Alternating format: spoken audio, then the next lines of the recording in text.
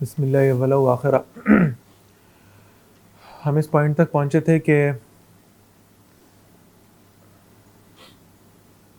8 ذی الحج 61 ہجری حضرت حسین رضی اللہ تعالیٰ عنہ مکہ سے روانہ ہوئے ہیں،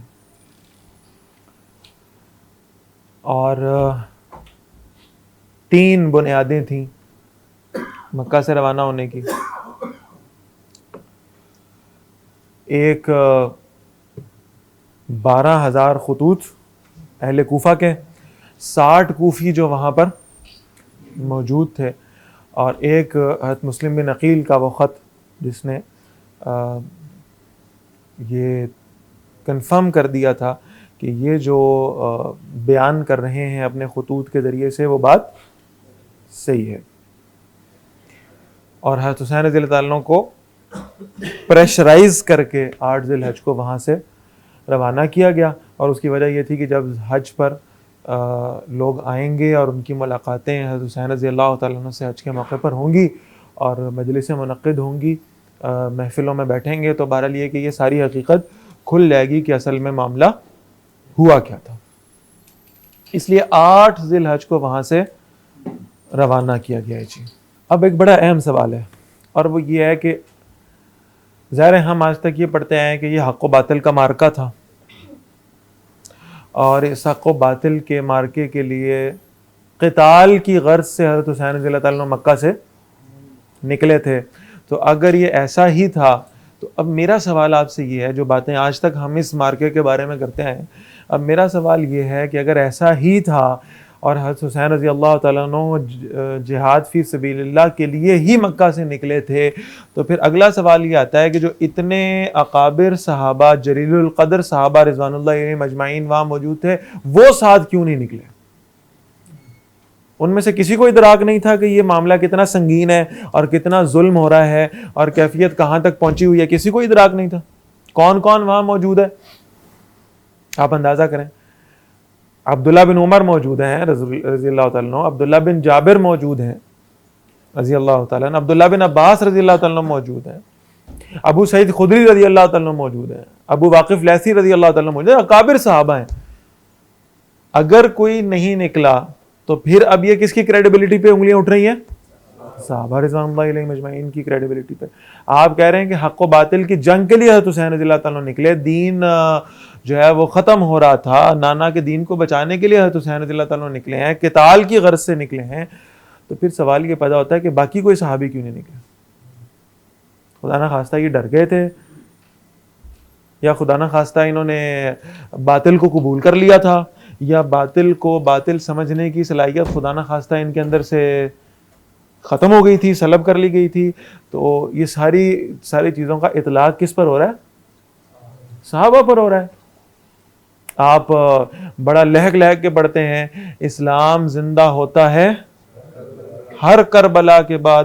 تو اسلام زندہ ہوتا ہے سے کیا مراد ہے؟ کہ کربلا سے پہلے اسلام مر چکا تھا۔ ایسے ہی ہوا تھا نا، صحابہ موجود ہیں، دین موجود ہے، اسلام مر گیا تھا۔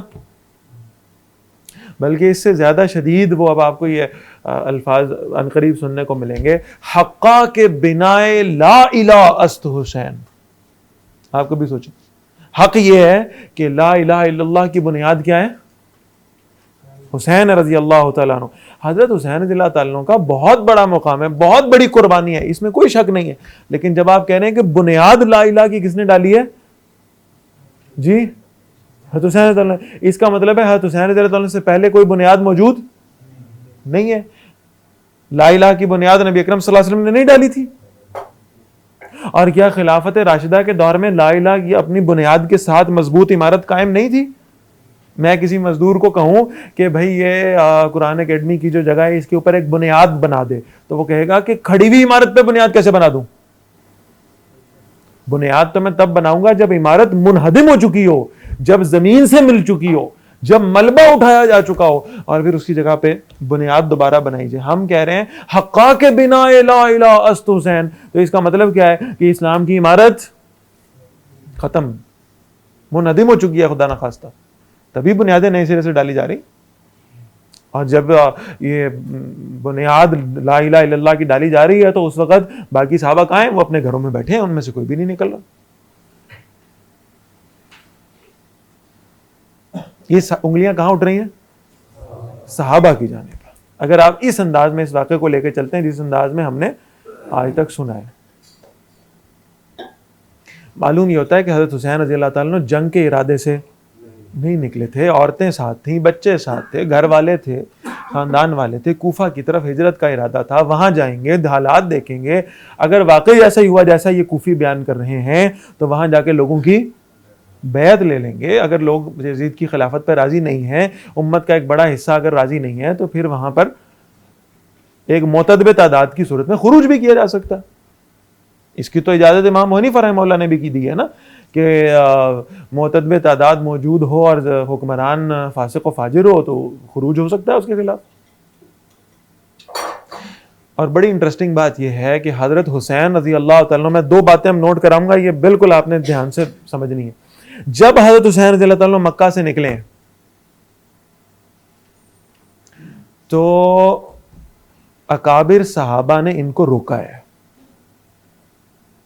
عبداللہ بن جعفر رضی اللہ تعالیٰ عنہ، یہ حضرت حسین رضی اللہ عنہ کے رشتہ دار بھی ہیں، حضرت جعفر کے بیٹے ہیں، اور یہ حضرت حسین رضی اللہ تعالیٰ عنہ کی بہن حضرت علی رضی اللہ تعالیٰ عنہ کی بیٹی حضرت زینب رضی اللہ تعالیٰ عنہ کے شوہر بھی ہیں، عبداللہ بن جعفر رضی اللہ عنہ. یہ ساری صحیح تاریخی روایت میں یہ باتیں موجود ہیں.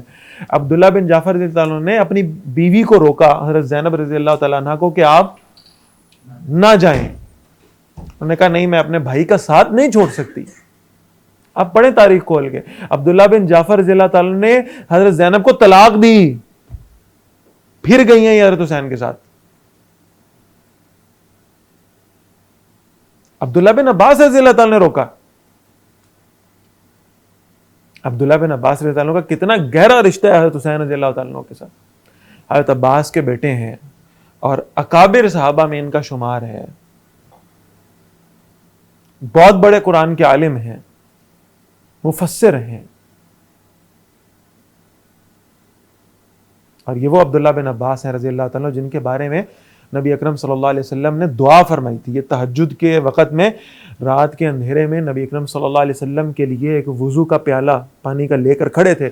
آپ صلی اللہ علیہ وسلم نیند سے بیدار ہوئے اور آپ صلی اللہ علیہ وسلم نے ان سے پوچھا تم عبداللہ بن عباس ہو؟ انہوں نے کہا جی یا رسول اللہ صلی اللہ علیہ وسلم، میں عبداللہ بن عباس ہوں اور میں آپ کے وضو کا پانی لے کر آپ کے جاگنے کے انتظار میں کھڑا ہوں. تو اللہ کے رسول صلی اللہ علیہ وسلم نے دعا فرمائی تہجد کے وقت میں، تہجد کے وقت میں، کہ یا اللہ عبداللہ بن عباس کو قرآن کے علم سے بھر دے رضی اللہ تعالیٰ. انہوں نے روکا ہے، سمجھایا ہے حضرت حسین رضی اللہ تعالیٰ کو کہ آپ کوفہ والوں کی بات سن کر جا رہے ہیں، اور الکوفی لا یوفی، کوفہ والوں میں وفا نہیں ہے، ان کے اندر وفا کا مادہ نہیں ہے. یہ آپ سے جھوٹ بول رہے ہیں، یہ آپ سے دغا کر رہے ہیں، یہ آپ کو دھوکہ دیں گے. اور میں بالکل ایسا عقیدہ نہیں رکھتا کہ معاذ اللہ حضرت حسین رضی اللہ تعالیٰ عنہ خطا کا شکار تھے، ایسا نہیں تھا. جو ان کے پاس ثبوت موجود تھے، جو سامنے نظر آ رہے ہیں، 12,000 خط موجود ہیں، مسلم بن عقیل رضی اللہ عنہ کا خط موجود ہے، اور 60 کوفی ساتھ گواہیاں دے رہے ہیں، قسمیں اٹھا رہے ہیں. اس کے اعتبار سے وہ جس شے کو حق سمجھ رہے تھے اس شے پر وہ بالکل استقامت کے ساتھ ڈٹے ہوئے تھے. یہ عظمت ہے حضرت حسین رضی اللہ تعالیٰ عنہ کی. لیکن عبداللہ بن عباس رضی اللہ عنہ کے دیکھنے کا نظریہ اور تھا، ان کا ایک تجربہ تھا. انہوں نے کہا ہے الکوفی لا یوفی، کوفہ والے وفا نہیں کریں گے آپ کے ساتھ. یہاں تک کہ وہ باہر، شہر کے باہر تک حضرت حسین رضی اللہ عنہ کی سواری کے ساتھ ساتھ پیدل چلتے آئے ہیں. انہوں نے حضرت حسین رضی اللہ تعالیٰ عنہ کی داڑھی مبارک کو پکڑا ہے، اور یہ بھی کہا ہے کہ چلیں اگر آپ خود جانا چاہتے ہیں تو آپ چلے جائیں، عورتوں اور بچوں کو نہ لے کر جائیں. لیکن حضرت حسین رضی اللہ عنہ کا موقف یہی تھا کہ میں تو دیکھنے جا رہا ہوں، میں کوئی جنگ لڑنے تھوڑی جا رہا ہوں، میں تو کوفہ جا رہا ہوں، میں دیکھوں گا اگر لوگ وہاں یزید سے خائف ہوئے اور ایک بڑی تعداد امت کی ایسی ہوئی جو بیعت نہیں کرنا چاہتی ہوئی تو پھر آگے کوئی تحریک چلانے کا سوچیں گے. عبداللہ بن عباس رضی اللہ عنہ نے فرمایا، صحیح تاریخی روایت میں یہ بات موجود، عبداللہ بن عباس رضی اللہ عنہ نے کہا، حسین میں آپ کی داڑھی کو خون سے تر دیکھتا ہوں، میرے بس میں ہوتا تو میں آپ کو زبردستی روک لیتا، لیکن آپ جس شے کو حق سمجھتے ہیں میں آپ کی استقامت سے واقف ہوں، اس کا نتیجہ اچھا نہیں ہوگا۔ حضرت حسین رضی اللہ تعالیٰ کب نکل رہے ہیں؟ 8 ذی الحج کو۔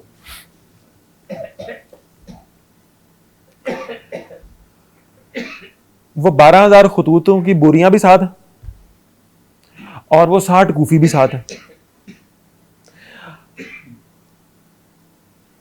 راستے میں خبر ملتی ہے کہ مسلم بن عقیل کو شہید کر دیا گیا، ان مسلم بن عقیل کے بیٹے بھی ساتھ ہیں۔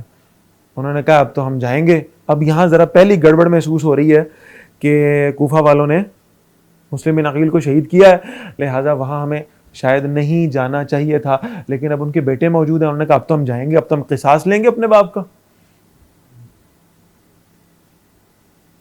اور راستے میں ان کی مڈ بھیڑ ہوتی ہے ایک لشکر سے، وہ لشکر ہے ابن سعد کا لشکر۔ یہ جتنی آپ کتابیں پڑھتے ہیں یا تقریریں سنتے ہیں اس میں یہ نام ہوتا ہے ابن سعد، اور اس آدمی کو یہ بڑے بڑے منہ بھر بھر کے گالیاں دیتے ہیں، بڑے اس کو ثواب اور اجر کا کام سمجھتے ہیں۔ اس ابن سعد کا اصل نام ہے عمر۔ کیا نام ہے؟ اور پورا نام بتاؤں گا تو آپ ایک دفعہ چونکیں گے۔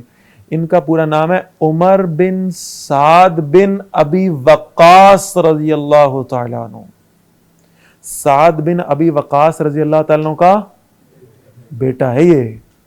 سعد بن ابی وقاص رضی اللہ تعالیٰ عنہ صحابی ہیں، عشرہ مبشرہ میں سے ہیں، رسول اللہ صلی اللہ علیہ وسلم کے ماموں ہیں رشتے میں۔ بات آ رہی ہے سمجھ میں؟ اور یہ وہ سعد بن ابی وقاص ہیں رضی اللہ تعالیٰ عنہ۔ غالباً احد کی جنگ کے حوالے سے یہ روایت آتی ہے کہ یہ سعد بن ابی وقاص رضی اللہ تعالیٰ عنہ رسول اللہ صلی اللہ علیہ وسلم کے پاس کھڑے تھے کمان پکڑ کے۔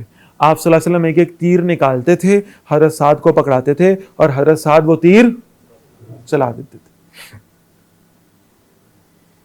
اور آپ صلی اللہ علیہ وسلم فرماتے تھے ارمی یا سعد فدا کا ابی و امی۔ نبی صلی اللہ علیہ وسلم فرما رہے ہیں سعد تیر چلاؤ، تجھ پر میری ماں بھی قربان، میرا باپ بھی قربان۔ اس سعد بن ابی وقاص رضی اللہ تعالیٰ عنہ کا بیٹا ہے یہ عمر بن سعد بن ابی وقاص رضی اللہ تعالیٰ عنہ۔ یہ فوج کے ایک دستے کے کمانڈر تھے، معمول کی گشت پہ نکلے ہوئے تھے۔ راستے میں ان سے ٹاکرا ہوا۔ انہوں نے حضرت حسین رضی اللہ تعالیٰ عنہ سے بڑی حیرانگی سے پوچھا کہ آپ اپنے گھر والوں کو لے کر، بچوں کو، عورتوں کو لے کر کہاں جا رہے ہیں؟ کس طرف کا ارادہ ہے؟ انہوں نے کہا میں تو کوفہ جا رہا ہوں، کوفہ میں ظلم ہو رہا ہے، کوفہ میں گناہ ہو رہا ہے، بغاوت ہو رہی ہے اللہ سے، لوگ بڑے پریشان ہیں، لوگ بڑے مظلوم ہیں، انہوں نے بیعت نہیں کی ہے یزید کی، بہت بڑی امت کا حصہ ہے ایک ان علاقوں کے ارد گرد، انہوں نے یزید کی بیعت نہیں کی ہے، وہاں پہ ظلم ہو رہا ہے، مظالم ہو رہے ہیں، میں ان کا حال پتہ کرنے جا رہا ہوں تاکہ میں ان کے ظلم پر آواز اٹھا سکوں، ان کا ساتھ دے سکوں۔ عمر بن سعد نے حیران ہو کر کہا یہ باتیں آپ کو کس نے کہی ہیں؟ کہا جی میرے پاس خطوط آئے ہیں اور تھوڑے نہیں ہیں، 12,000 خط آئے ہیں۔ کہا جی ذرا دکھائیں خط کہاں ہیں؟ یہ بات سمجھ میں آ رہی؟ خط کہاں ہیں دکھائیں۔ انہوں نے بوریاں الٹی، یہ دیکھو خطوط بھرے ہوئے۔ عمر بن سعد نے کہا یہ جن کوفہ والوں کی آپ بات کر رہے ہیں نا کہ انہوں نے یزید کی بیعت نہیں کی ہے اور یہ یزید کے خلاف ہیں اور ان پر مظالم ہو رہے ہیں اور یہ مر رہے ہیں، ان کا خون بہایا جا رہا ہے، ان کی عورتوں سے زنا کیا جا رہا ہے، یہ سب کچھ جو آپ کہہ رہے ہیں اور جو آپ نے ان خطوط سے پڑھ کے بتایا ہے، یہ مجھے بتائیں، یہ میرا لشکر پیچھے کھڑا ہے اور اس میں یہ سارے کوفی ہیں، آپ کہہ رہے ہیں انہوں نے یزید کی بیعت نہیں کی، تو یزید کے لشکر میں شامل ہے، بیعت بھی کر چکے ہیں، ساتھ یزید کی فوج میں شامل بھی ہو چکے ہیں، اور آپ کہہ رہے ہیں لوگوں نے بیعت نہیں کی. یہ کیسی بات ہے؟ ذرا کھولیں تو 2-4 خط. حضرت حسین رضی اللہ عنہ نے خط کھولے، نام بتائیے، فلاں سردار کا خط ہے، فلاں سردار کا خط ہے. عمر بن سعد کہتا ہے یہ تو میرے ساتھ کھڑا ہوا ہے، یہ تو اس فوج میں شامل ہے، یہ کیسے ہو گیا؟ اب حضرت حسین رضی اللہ تعالیٰ کو سمجھ میں آیا کہ کیا ہوا ہے، دھوکہ ہو گیا ہے. ہم نے تو ان کی شہادتوں پر، ان کی قسموں پر، ان کے حلفوں پر، ان کی مظلومیت کی داستانوں پہ ہم نے تو اعتبار کیا تھا، یہ ہمارے ساتھ کیا ہو گیا؟ دھوکہ ہوا. یہاں پہ حضرت حسین رضی اللہ تعالیٰ نے 3 شرطیں رکھی ہیں، یہ دنیا کی ہر کتاب میں موجود ہے. یہاں اب یہ سب سے بڑا ٹوسٹ ہے، اگر آپ بالکل اس کو اٹینٹیولی سمجھیں گے تو بات سمجھ میں آئے گی. 3 شرطیں، جہاں جہاں آپ کو تاریخ کی کتابوں میں یہ حضرت حسین رضی اللہ عنہ کے حوالے سے واقعہ کربلا ملے گا، وہاں حضرت حسین رضی اللہ عنہ کی ان 3 شرائط کا تذکرہ ہے، جو 3 شرائط انہوں نے پیش کی ہیں کسے؟ عمر بن سعد کو. 3 شرائط ہیں، اور اس میں سے پہلی شرط آج کے مقدمے کا فیصلہ کر دے گی کہ آج ہم بات سمجھنے کیا بیٹھے ہیں. پہلی شرط رکھی ہے حضرت حسین رضی اللہ تعالی نے، مجھے مکہ یا مدینہ واپس جانے دیا جائے. یہی شرط ہے نا، مجھے مکہ یا مدینہ واپس جانے دیا جائے. اب کیا ہوا تھا؟ اب یزید متقی ہو گیا تھا جی، اب سارے ظلم ختم ہو گئے تھے، مسجد نبوی سے گھوڑے واپس آ گئے تھے، زنا بند ہو گیا تھا، قتل بند ہو گئے تھے. بات سمجھ میں آ رہی ہے نا؟ آپ جتنی مرتبہ یہ ورد کریں گے نا کہ حضرت حسین رضی اللہ تعالیٰ عنہ مکہ سے جنگ لڑنے کے لیے، حق اور باطل کی جنگ لڑنے کے لیے نکلے تھے، اتنی دفعہ آپ کو یہ جسٹیفائی کرنا مشکل ہو جائے گا کہ اگر یہ حق اور باطل کی جنگ تھی تو حسین رضی اللہ تعالیٰ نے یہ کیوں کہا ہے کہ مجھے واپس جانے دو. بات سمجھ میں آ رہی نہیں آ رہی؟ حضرت علی رضی اللہ تعالیٰ عنہ کے بیٹے ہیں، سیدہ شباب اہل الجنہ، جنت کے نوجوانوں کے سردار ہیں حسن اور حسین رضی اللہ تعالیٰ عنہ، اور حق پر ڈٹ جانے والے، استقامت اختیار کرنے والے لوگ ہیں. اگر یہ حق اور باطل کا مارکا ہوتا، اللہ کی قسم کھا کر کہہ رہا ہوں، حضرت حسین رضی اللہ تعالیٰ عنہ کبھی یہ نہ کہتے مجھے واپس جانے دو، کبھی بھی یہ نہ کہتے. آل یاسر نے تو نہیں کہا ہم واپس چلے جاتے ہیں، حبشے کے بلال نے تو نہیں کہا میں واپس چلا جاتا ہوں. یہ بات سمجھ میں آ رہی نہیں آ رہی؟ ان سب نے سب کچھ برداشت کیا ہے، ان میں سے کسی نے واپسی کا راستہ نہیں مانگا جب حق اور باطل کی بات تھی. اور حضرت حسین رضی اللہ تعالیٰ عنہ کیا کہہ رہے ہیں؟ میں قسم کھا کر کہہ رہا ہوں، یہ دنیا اگر امام احمد بن حنبل رحمہ اللہ جیسے لوگوں سے بھر جائے نا تو بھی حضرت حسین رضی اللہ عنہ کے مرتبے کے برابر نہیں ہو سکتے، نہیں ہو سکتے. حضرت امام احمد بن حنبل رحمہ اللہ نے ماریں کھا کر پیچھے واپس مڑنے کا یا موقف تبدیل کرنے کا سوچا کبھی؟ غازی علم الدین نے نہیں سوچا میں معافی مانگ لیتا ہوں، کہہ دیتا ہوں غلطی ہو گئی تھی، کہا واپس نہیں مڑے. حق اور باطل کی بات تھی نا. حضرت حسین رضی اللہ تعالیٰ سے آپ کیسے ایکسپیکٹ کرتے ہیں کہ انہوں نے کہہ دیا کہ مجھے واپس جانے دو؟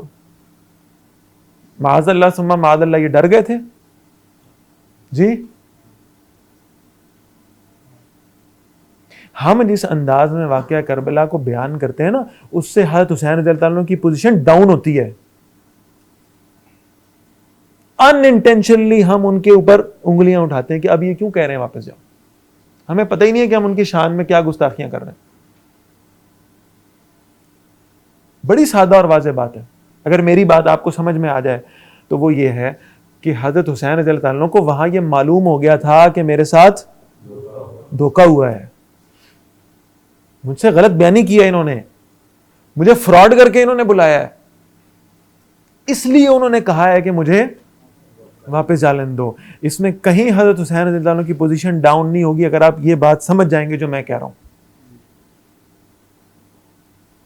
صاحب الرائے آدمی تھے, جہاں انہیں پتہ چلا ہے کہ دھوکہ ہو رہا ہے وہیں انہوں نے واپس جانے کی بات کر دی.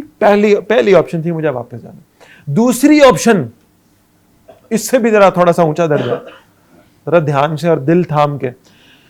دوسری آپشن دی, مجھے سرحد پر جانے دو تاکہ میں اسلامی فوجوں کے ساتھ مل کر کفار سے جہاد کروں اور شہید ہو جاؤں. یہ فوجیں کس کے ماتحت ہیں؟ یہ اب ٹھیک ہو گئی ہیں. ان فوجیوں نے کن کی بیعت کی ہوئی ہے؟ یزید کی بیعت کی ہوئی ہے.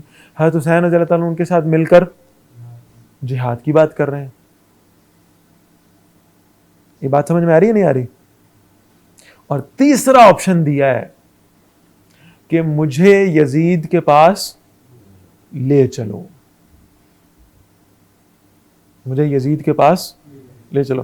وہ پرانے وقت کی بات ہے, کسی نے ایک اخبار میں یہ جملہ لکھ دیا. اب پتہ نہیں اس کی تاریخی اسناد کے اوپر میں بحث نہیں کرنا چاہتا, میرا مقصد نہیں ہے, لیکن اس نے لکھ دیا کہ جی یہ روایت ایسے ہے کہ حضرت حسین رضی اللہ عنہ نے کہا تھا مجھے یزید کے پاس لے چلو, فہوا ابن عمی, وہ میرے چچا کا بیٹا ہے, میں اس سے اپنے معاملات خود طے کر لوں گا. ظاہر ہے حضرت حسین رضی اللہ عنہ یہ چاہتے ہوں گے کہ میں یزید کے ساتھ 1 to 1 ہو جاؤں, جیسے میرا باپ یزید کے باپ کے ساتھ 1 to 1 ہوا تھا رضی اللہ تعالیٰ عنہما. حضرت علی اور حضرت معاویہ رضی اللہ تعالیٰ عنہما کی بات کر رہا ہوں. یہ دونوں 1 to 1 ہوئے تھے. کنفیوژنس, مسئلہ وہاں بھی خطوں کا تھا. میں نے اس لیے پورا پس منظر بیان, مسئلہ وہاں بھی خطوں کا تھا, جھوٹے خطوں. یہاں بھی جھوٹے خطوں کا مسئلہ. مجھے لے چلو, ہم وہاں بیٹھیں گے. یعنی میں اس کو اگر ایکسپلین کرنا چاہوں اور اس کی تشریح کرنا چاہوں تو شاید یہ بات ہوگی کہ حضرت حسین رضی اللہ عنہ جا کر ویریفائی کریں کہ اس کے بارے میں جو باتیں ہیں کیا یہ واقعی ٹھیک ہے, کیا کہ واقعی شراب پیتا ہے, کیا یہ واقعی یہ سارے ظلم کرتا ہے جو لوگوں نے اس کے بارے میں مجھے بتائے ہوئے, اور پھر وہاں جا کر کچھ شرائط طے ہوں کہ تم ایسے نہیں کرو گے, ایسے نہیں کرو گے, ایسے نہیں کرو گے, اور کسی ایک شرط پر ہو سکتا ہے کہ بات ختم ہو جائے. تیسری شرط یہ تھی کہ مجھے یزید کے پاس لے چلو.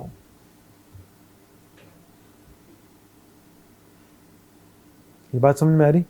تیسری بات کے اوپر, تیسری شرط کے اوپر بات فائنل ہو گئی کہ اب کیا کریں گے, ہم یزید کے پاس چلیں گے.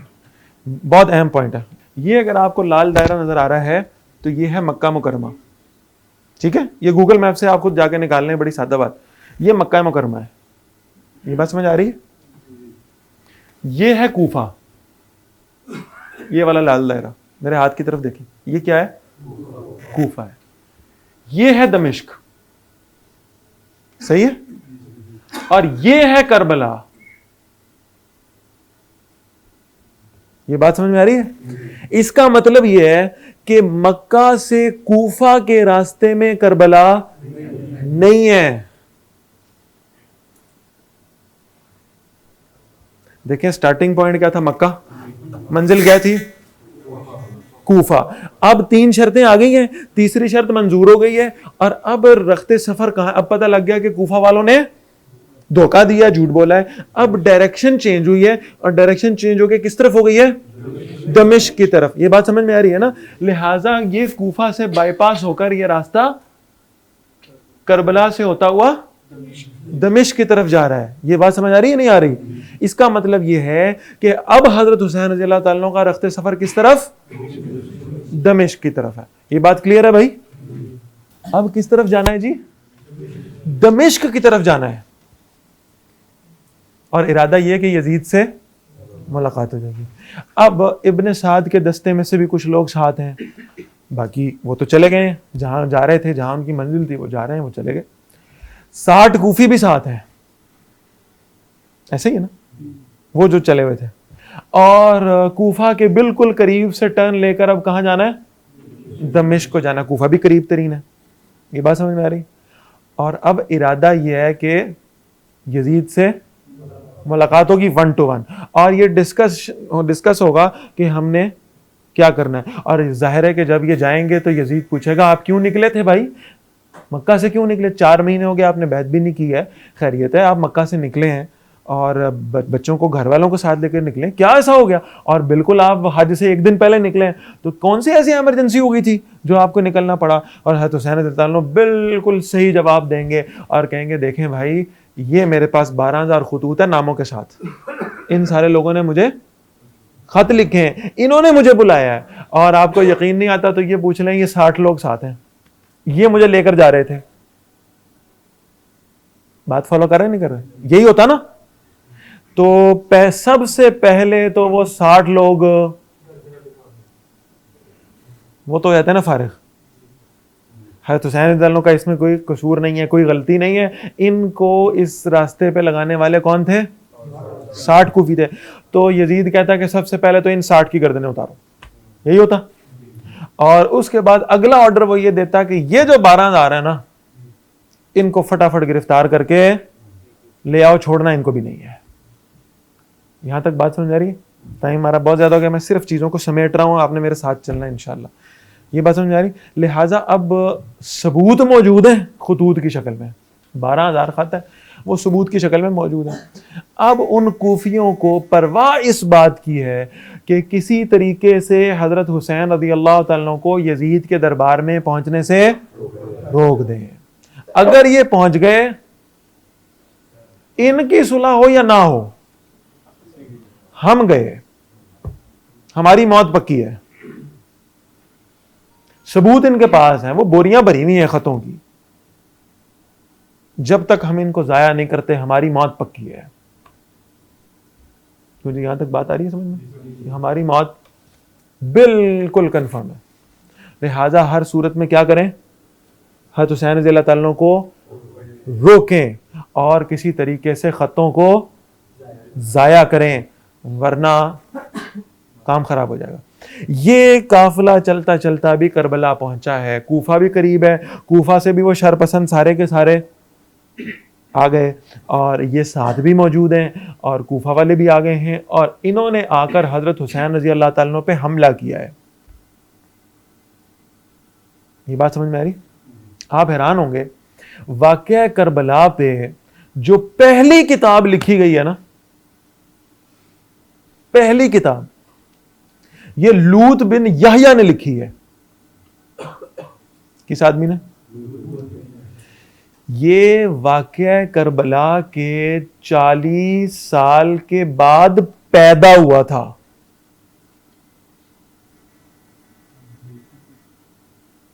بات آ رہی ہے سمجھ میں؟ پہلی کتاب کس نے لکھی ہے؟ لوط بن یحییٰ.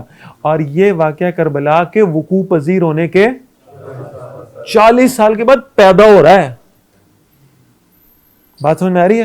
اور آپ جو مرضی تاریخ کی کتاب کھول کے دیکھ لیں, وہ تاریخ کی کتابوں میں وہ جو واقعہ کربلا کے بارے میں باتیں لکھی ہوئی ہیں وہ سارے کے سارے اس کا ریفرنس لوط بن یحییٰ سے لے رہے ہیں جو 40 سال بعد پیدا ہوا ہے.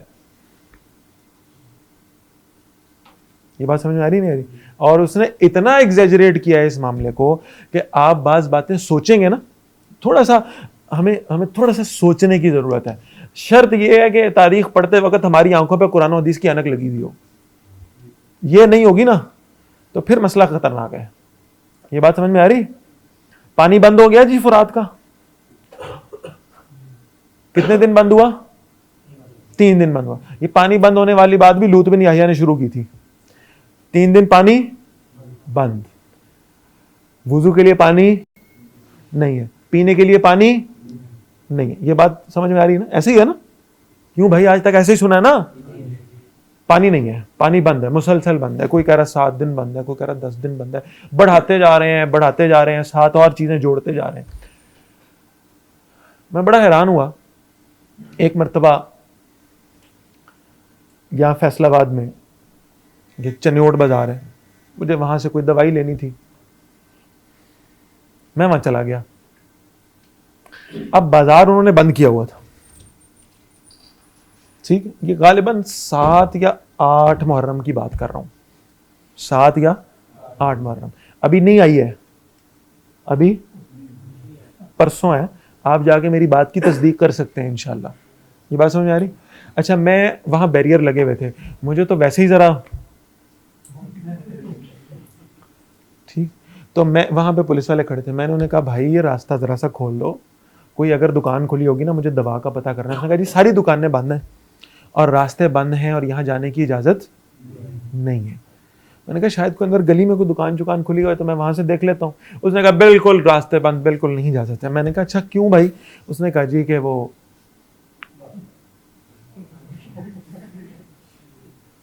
اچھا. میں وہاں اس کے پاس پولیس والے کے پاس کھڑا ہو گیا ایسے ہی.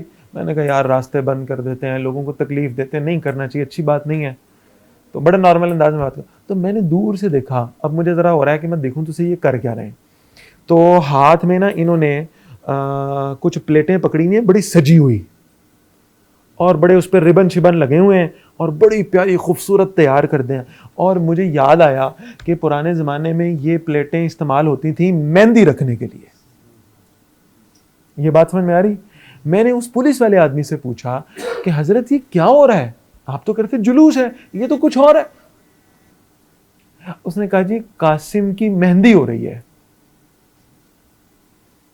قاسم کی مہندی ہو رہی. فوراً الارم بجا میرے دماغ میں. میں نے کہا یہ قاسم کی مہندی میدان کربلا میں ہوئی تھی؟ اس نے کہا ہاں جی. میں نے کہا کس دن ہوئی تھی؟ کہتا ہے 7 محرم کو, 8 محرم کو. ہاں جی. میں نے اس سے پوچھا میرے بھائی مہندی بنانے کے لیے کیا چاہیے ہوتا ہے؟ جی پانی تو بند تھا, وہ تو پینے کے لیے نہیں تھا. لوگ پانی کے قطروں کو ترس رہے تھے, بلبلا رہے تھے. وضو کے لیے پانی نہیں ہے, پینے کے لیے پانی نہیں ہے, یہ مہندی کے لیے کیسے آ گیا؟ بات آ رہی ہے سمجھ میں کہ نہیں آ رہی؟ یا تو آپ کہیں کہ مہندی نہیں ہوئی, آپ مہندی بھی منا رہے ہیں, اب بھی منائیں گے, آپ دیکھ لیں جا کے, ٹھیک ہے نا. وہ مہندی کے لیے پانی آ گیا, پینے کے لیے نہیں آیا. بات سمجھ میں آ رہی؟ اتنا ہم نے ایگزیجریٹ کیا ہے اس واقعے کو, اتنا ہم نے اس میں جھوٹ گڑا ہے نا کہ میں آپ کو بتا نہیں سکتا. ایک مسجد میں ایک دفعہ, پرانی بات کر رہا ہوں, اس پہ یعنی میں گفتگو سننے کا موقع مل گیا. میں وہاں گیا, کسی اور کام سے تھا, جمعے کا وقت تھا. تو بہرحال وہ انہوں نے حضرت نے بیان فرما دیا, بڑا زبردست جوشیلا بیان, رلا دینے والا بیان. اور اس بیان کا زیادہ حصہ اس بات پر مبنی تھا کہ حضرت حسین رضی اللہ تعالیٰ کی ایک بیٹی تھی, اس کا یہ نام تھا, اور اس بیٹی کو حضرت حسین رضی اللہ تعالیٰ نے مکہ میں چھوڑ دیا تھا, ساتھ لے کر نہیں آئے تھے, وہاں چھوڑ کر آ گئے تھے. وہ بیٹی مکہ میں تھی. اس نے خط لکھا کہ مجھے اپنے بھائی علی اصغر بہت یاد آ رہے ہیں. وہ خط لے کر جو ڈاکیا ہے وہ پہنچا, اور جب وہ خط لے کر پہنچا تو حضرت حسین, پورا منظر کھینچا, مجھے ایگزیکٹ الفاظ یاد ہے کہ حضرت حسین رضی اللہ تعالیٰ نے اپنا دایاں پاؤں گھوڑے کی رکاب پہ رکھ دیا تھا, بایاں پاؤں نیچے تھا, لگامیں ہاتھوں میں تھیں. اس نے کہا جی آپ کی بیٹی کا خط آیا. حضرت حسین نے خط کھول کر پڑھا, مجھے اپنا بھائی علی اصغر بہت یاد آ رہا ہے. تو حضرت حسین رضی اللہ تعالیٰ نے میدان کی طرف دیکھا, اور ادھر علی اصغر کو تیر لگا ہے گلے میں, اور حلق سے خون کا فوارہ چھوٹا, اور علی اصغر شہید ہو گئے. اور حضرت حسین رضی اللہ عنہ نے فرمایا میری بیٹی میں تجھے کیا بتاؤں, تیرا بھائی اب دنیا میں نہیں رہا. لوگ رو رہے ہیں, ہم ٹھہرے صدا کے گستاخ لوگ. میں چلا گیا بعد میں نے بڑے مؤدبانہ انداز میں عرض کیا, میں نے کہا حضرت آپ بہت بڑے عالم, میں بہت چھوٹا طالب علم ہوں, میرا صرف ایک سوال ہے. میں نے جتنی اسماء الرجال کی کتابیں دیکھی ہیں, مجھے حضرت حسین رضی اللہ تعالیٰ عنہ کی اس نام کی کوئی بیٹی ہی نہیں ملی. آپ کو ایک کتاب بتا دیں جس میں لکھا ہو کہ حضرت حسین کی اس نام کی کوئی بیٹی بھی تھی, ہے ہی نہیں تھی. بیٹی نہیں تھی اس نام کی, جس نام کے اوپر آپ نے اتنا بڑا واقعہ فیبریکیٹ کر کے سنا دیا لوگوں کو. نہ پڑھنے والے کو پتا کہ وہ کیا پڑھ رہا ہے, اور نہ سننے والوں کو پتا ہے کہ وہ کیا سن رہے ہیں. اس نام کی کوئی بیٹی نہیں ہے حضرت حسین رضی اللہ تعالیٰ. اتنا ہم نے جھوٹ گھڑا اس وقت. مظلومیت ہے حضرت حسین رضی اللہ تعالیٰ کی, اس میں کوئی شک نہیں ہے. حضرت حسین رضی اللہ تعالیٰ حق پر تھے, کوئی شک نہیں ہے اس بات میں. لیکن کیا کسی شخص کی عظمت کو بیان کرنے کے لیے جھوٹے واقعات کا سہارا لینا چاہیے؟ کیا حضرت حسین رضی اللہ تعالیٰ جیسی ہستی اور شخصیت کی عظمت کو بیان کرنے کے لیے ہم جھوٹ جوڑیں گے اس میں؟ کیا انہیں اپنی عظمت منوانے کے لیے جھوٹے واقعات کی ضرورت ہے؟ میں تو جب درود ابراہیمی پڑھتا ہوں میں تو تب ان کی عظمت کو تسلیم کر رہا ہوں، اللہم صلی علی محمد وعلی آل محمد، میں تو تب ان کی اس عظمت کو تسلیم کر رہا ہوں. مجھے کیا ضرورت ہے جھوٹے واقعے جوڑ جوڑ کے ان کی عظمتیں بیان کرنے کی؟ بات آ رہی ہے سمجھ میں؟ یہ کوفہ والے تھے جن کی یہ خواہش تھی کہ انہیں یزید کے دربار میں پہنچنے سے روکا جائے. انہوں نے یکدم حملہ کیا ہے، کوئی پلاننگ والی جنگ نہیں تھی. اگر یہ پلاننگ والی جنگ ہوتی تو یہ بالکل شیر خوار علی اصغر کو کیوں شہید کرتے؟ وہ چھوٹا سا بچہ ان کو کیا کہہ رہا تھا؟ اور 18 سال کے حضرت زین العابدین خیمے میں بیمار ہیں، ان کو چھوڑ دیا. اس لیے کہ کوئی پلاننگ نہیں تھی، کوئی کچھ نہیں تھا. یکدم انہوں نے دھاوا بولا ہے. یہ بالکل ان کے اوسان خطا ہو چکے تھے، ان کو اپنی موت سامنے نظر آ رہی تھی کہ ہم پھنس جائیں گے، اگر یہ خط پہنچ گئے تو ہم پھنس جائیں گے. یہ بات سمجھ میں آ رہی نہیں آ رہی؟ لہذا یک بارگی ایک حملہ کیا گیا ہے اور حضرت حسین رضی اللہ تعالیٰ عنہ اور ان کے خاندان والوں کو انہوں نے انتہائی ظلم کرتے ہوئے شہید کیا ہے. اور میں بالکل یزید کو اس سے بری الذمہ قرار نہیں دیتا. حکمران کون تھا؟ لوگوں کی جان و مال کی حفاظت کس کی ذمہ داری تھی؟ یزید کی ذمہ داری تھی. بری الذمہ وہ بھی نہیں ہے. کوئی یہ نہ سمجھے کہ میں اس کی سائیڈ لینے کی کوشش کر رہا ہوں. وہ بری الذمہ نہیں ہے، یہ اس کی ذمہ داری تھی اس مسئلے کو حل کرتا. یہ بات سمجھ میں آ رہی نہیں آ رہی؟ اس کے والد نے مسئلہ حل نہیں کیا تھا. اس کے والد نے حضرت حسین رضی اللہ عنہ کے والد سے صلح نہیں کی تھی. یزید نے یہ کیریکٹر پلے نہیں کیا، یہ اس کی غلطی ہے. وہ حضرت حسین رضی اللہ عنہ کے قتل سے بری ذمہ بھی نہیں ہے. لیکن اصل بات کیا ہے؟ اس قتل کا محرک کون بنا؟ کوفہ والے.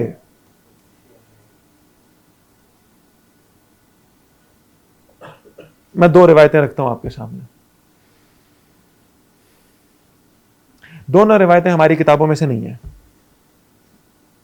ورنہ آپ شاید نہ مانیں میری بات. ایسے ہی ہے نا. جلال العیون لکھنے والے ملا باقر مجلسی. آ رہی ہے بات سمجھ میں؟ انہوں نے حضرت زینب رضی اللہ تعالی عنہا کا، میرے پاس یہ کتاب موجود ہے لیپ ٹاپ میں، جس کو ضرورت ہو دیکھنے کی میرے پاس آ کے دیکھ سکتا ہے خلوت میں. ٹھیک ہے. جلال العیون میں اس نے لکھا ہے، یہ ہمارا، میں اپنا عقیدہ نہیں بیان کر رہا بھائی، یہ میں ادھر سے بات بیان کر رہا ہوں. اس نے لکھا ہے کہ جب یہ شہادتیں ہو گئی نا تو حضرت زینب رضی اللہ تعالی عنہا نے اپنے بال کھولے غم سے اور بالکنی پہ آ کر ایک خطاب کیا. یہ میرا عقیدہ نہیں ہے. میرا عقیدہ یہ ہے کہ یہ زینب اس فاطمہ کی بیٹی ہے رضی اللہ تعالیٰ عنہما کہ جن کو اپنی موت کے وقت بھی اپنے پردے کا احساس تھا، جنہوں نے کہا تھا علی کو کہہ دیں رضی اللہ تعالیٰ عنہ میرا جنازہ رات میں اٹھائیں تاکہ میری میت پر بھی کسی غیر محرم کی نظر نہ پڑ سکے. یہ کیسے ہو سکتا ہے کہ ان کی بیٹی آئے اور آ کر غیر محرم مردوں کے سامنے کھڑے ہو کے خطاب کرے؟ ممکن نہیں ہے. یہ میرا عقیدہ نہیں ہے زینب دے وال کھل گئے تھے بچے رول گئے، یہی ہے نا. میں نہیں مانتا اس کو، میرا عقیدہ اس کو ماننے نہیں دیتا مجھے. یہ وہ پاک باز خواتین تھیں کہ ان کا جو کچھ بچا تھا نا وہ بھی لٹ جاتا تو یہ اپنے پردے پہ کمپرومائز نہ کرتی. لیکن بہرحال وہاں لکھا ہوا واقعہ تو میں کوٹ کر رہا ہوں کہ حضرت زینب رضی اللہ تعالی عنہا نے بھی یہی جملہ کہا. پوری عبارت ہے. اور پھر اسی کتاب میں جلال العیون اس کے اندر لکھا ہے کہ حضرت زین العابدین جو بچ گئے تھے, جو عینی گواہ تھے اس سارے واقعے کے, اور وہ خیمے کے اندر موجود تھے اور وہ بچ گئے تھے, شہید انہیں نہیں کیا گیا تھا, 18 سال ان کی عمر تھی. حضرت زین العابدین رضی اللہ تعالیٰ عنہ, انہوں نے اپنے خیمے کے اندر سنا کہ باہر کچھ لوگ رو رہے ہیں, چیخ رہے ہیں, بین کر رہے ہیں, اور اپنے سینوں پر کیا کر رہے ہیں. ہاں, حضرت زین العابدین کو چاہیے تھا کہ باہر نکلتے اور ان کا ماتھا چوم لیتے. ایسے ہی ہے نا. حضرت زین العابدین نے پوچھا یہ کون لوگ ہیں جو ماتم کر رہے ہیں؟ بتایا گیا کہ یہ کوفہ کے لوگ ہیں اور آپ کے بابا کی شہادت کا ماتم کر رہے ہیں, رو رہے ہیں, سوگ منا رہے ہیں. حضرت زین العابدین کے الفاظ موجود ہیں اور جلال العیون میں موجود ہے کہ اگر کوفہ کے لوگ میرے باپ کی شہادت کا ماتم کر رہے ہیں تو مجھے بتاؤ پھر میرے باپ کو شہید کیا کس نے ہے؟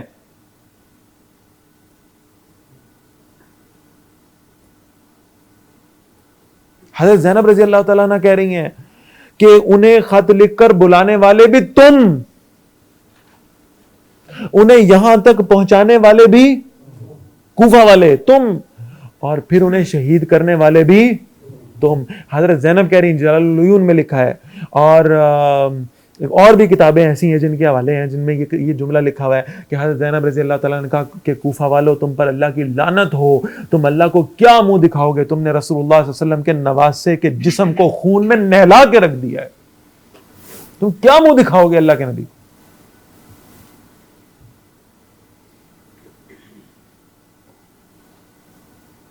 یہ بات سمجھ میں آ رہی نہیں آ رہی؟ بہت جھوٹ گھڑا گیا ہے اس واقعے میں, صرف لوگوں کو جذباتی کرنے کے لیے, انہیں رلانے کے لیے, ان کی آنکھوں میں آنسو لانے کے لیے بہت جھوٹ گھڑا گیا. حضرت حسین رضی اللہ تعالیٰ کی مظلومیت میں کسی کو شک نہیں ہے, لیکن یہ جھوٹ گھڑنے کا پتہ ہے پھر ایفیکٹ کیا ہوا, آپ حیران ہو جائیں گے. جب یہ جھوٹ گھڑا گیا نا کہ حضرت حسین رضی اللہ تعالیٰ پہ 3 دن پانی بند رہا ہے اور یہ مظلومیت ہوئی ہے اور یہ سارا کچھ ہوا ہے, تو اس سے پھر اس کو بار بار ریپیٹ کیا گیا. تو 10 محرم کو 3 دن کے لیے پانی بند ہونا آپ کو یاد ہے. 18 ذی الحج سے پہلے 40 دن عثمان غنی رضی اللہ تعالیٰ پر اس کنویں کا پانی بند کیا گیا تھا جو کنواں انہوں نے خود خرید کر مسلمانوں کے لیے وقف کیا تھا, وہ کسی کو یاد نہیں ہے. اتنا ہم نے واقعہ کربلا کو ایگزیجریٹ کیا ہے کہ اس کی وجہ سے اسلامی تاریخ کے باقی واقعات کے اوپر مٹی پڑ گئی ہے, ان امپورٹنٹ ہو کر رہ گئے ہیں. حضرت حسین رضی اللہ عنہ کی شہادت بھی مظلومانہ ہے, لیکن کیا عثمان غنی رضی اللہ عنہ کی شہادت کوئی کم مظلومانہ ہے؟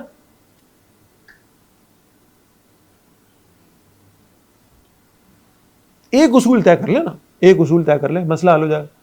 آپ نے اگر شہادت منانی ہے تو علی کے دونوں بیٹوں کی منائیں, ایک کی کیوں مناتے ہیں؟ یہ بات سمجھ میں آ رہی نہیں آ رہی؟ پھر آپ حضرت عمر کی بھی منائیں, پھر آپ حضرت عثمان کی شہادت بھی منائیں, پھر آپ سید الشہداء کون ہے؟ امیر حمزہ رضی اللہ تعالیٰ, آپ ان کی شہادت بھی منائیں. یہ بات سمجھ میں آ رہی ہے؟ پھر ہم شہادتیں مناتے ہیں. پورے محرم کے مہینے میں ہم نے شادیاں کرنا حرام قرار دے دیں, خوشی منانا حرام. ایسا ہوا یا نہیں ہوا؟ اگر ایسا ہے نا کہ حضرت حسین رضی اللہ عنہ کی شہادت کی وجہ سے پورے محرم میں خوشی منانا حرام ہے, تو پھر ذی الحج میں عید منانا چھوڑ دیں, اس لیے کہ ذی الحج کے مہینے میں حضرت عثمان رضی اللہ عنہ شہید ہوئے ہیں, پھر عید بھی نہ منائیں. یہ کیسا اصول طے کر دیا آپ نے؟ ساری فیبریکیٹڈ چیزیں, سارا جھوٹ جمع کیا گیا.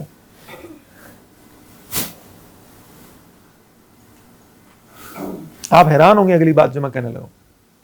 یہ اتنا جھوٹ اس واقعے میں گھڑ گھڑ کے اس کے ساتھ جوڑتے جائیں گے, دونوں طرف کے. میں یہ نہیں کہہ رہا ہمارے والے سارے صاف ستھرے ہیں, یہاں پہ بھی بہت کچھ ہے. ٹھیک, جھوٹ گھڑ گھڑ کے اس واقعے میں جوڑے جائیں گے اصل باتیں نہیں کریں گے. میں آج آپ کو اصل بات ایک بتانے لگا ہوں, صرف ایک بات جو سن کے آپ حیران ہوں. آپ کبھی ان سے فرمائش کریں, جو کوئی واقعہ کربلا پہ بیان کرتا ہے نا, اس سے فرمائش کریں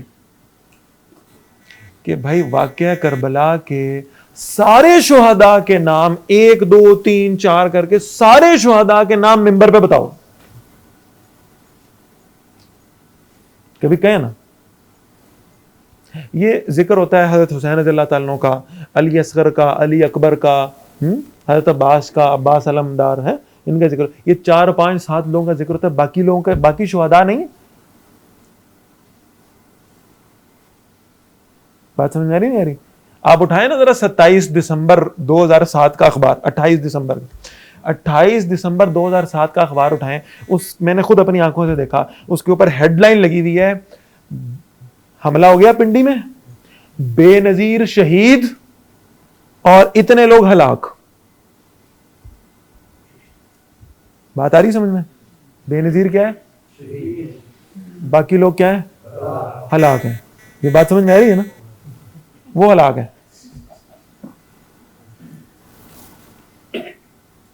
یہ تو کوئی بات نہیں ہے. آپ سارے شہداء کے نام بتائیں, سارے شہید ہیں, سارے عظیم ہیں, آپ سب کے نام بول دیں, آپ کریں فرمائش. آپ کے اب ہمارا دل کرتا ہے آپ ہمیں سارے کربلا کے شہیدوں کے نام بتائیں, لیکن جی اگر بتا گئے نا تو واپس آ کے مجھے ضرور بتائیے گا. ٹھیک ہوگی نا بات؟ نہیں بتائیں گے, قیامت کی صبح تک نہیں بتائیں گے انشاءاللہ. اور اس کی وجہ میں آپ کو بتاتا ہوں. یہ میرے پاس لسٹ ہے, میں بھی کھول کے انشاءاللہ آپ کو دکھاتا ہوں, آپ حیران رہیں گے. اور یہ لسٹ میں نے نہیں چھاپی, یہ لسٹ جو میں آپ کو دکھانے لگا ہوں نا, یہ ادھر سے آئی ہے. یہ بات سمجھ میں آ رہی ہے نا؟ آپ حیران ہو جائیں گے. حضرت علی رضی اللہ تعالیٰ عنہ نے رسول اللہ صلی اللہ علیہ وسلم کی نصیحت کے مطابق حضرت فاطمہ رضی اللہ تعالیٰ عنہا کی زندگی میں شادی نہیں کی. حضرت فاطمہ رضی اللہ تعالیٰ سے 3 بیٹے پیدا ہوئے, حسن, حسین اور محسن. محسن فوت ہو گئے بچپن میں, اور 2 بیٹے تھے جو آگے پہنچے. حضرت حسن تھے اور حضرت حسین تھے رضی اللہ تعالیٰ عنہما سیدہ شباب اہل الجنہ, جنت کے نوجوانوں کے سردار. لیکن بھائی ذرا اگلی سن لیں. حضرت فاطمہ رضی اللہ تعالیٰ عنہ کی وفات کے بعد حضرت علی رضی اللہ عنہ نے متعدد شادیاں کی ہیں, متعدد. حتیٰ کہ حضرت ابوبکر رضی اللہ عنہ کی بیوہ سے بھی حضرت علی نے شادی کی ہے رضی اللہ تعالیٰ عنہ.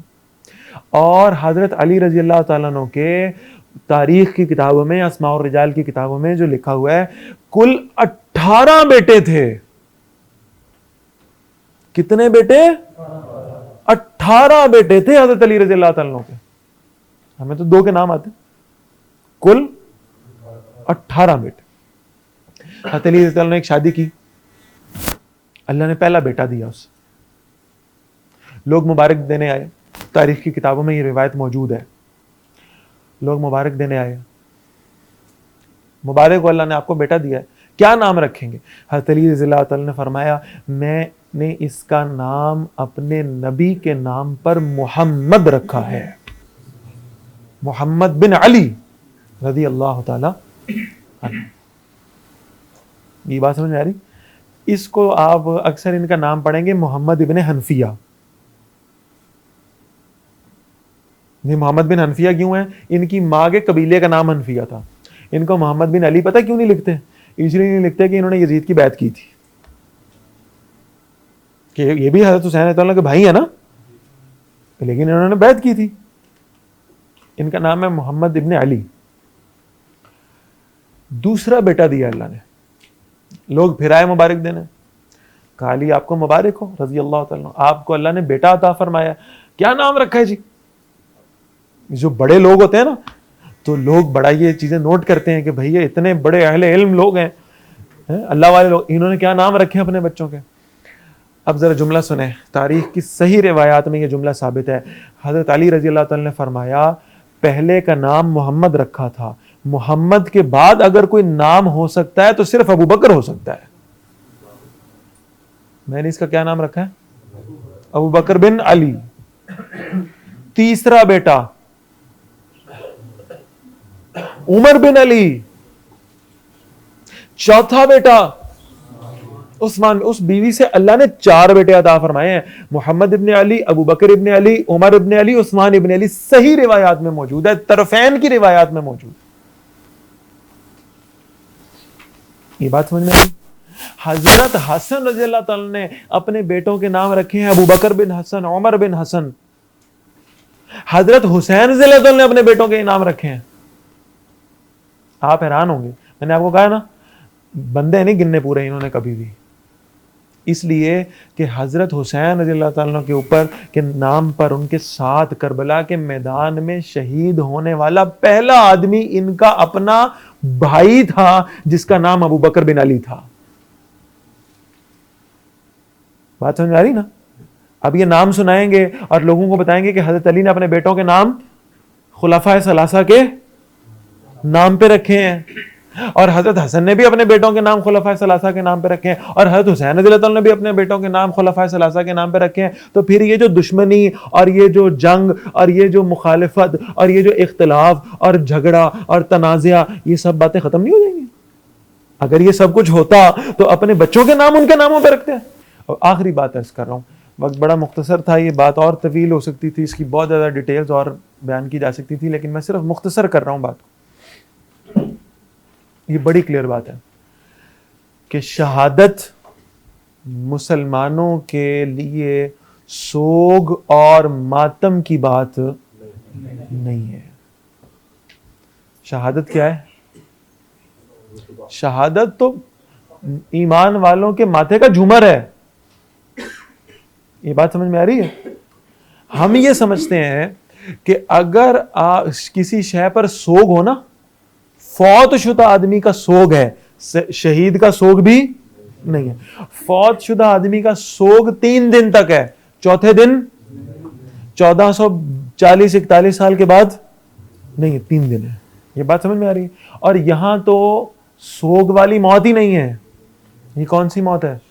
تو شہادت کی موت ہے. اور قرآن نے کیا کہا ہے؟ میں نے بالکل شروع میں پڑھا ہے. کیا کہا ہے؟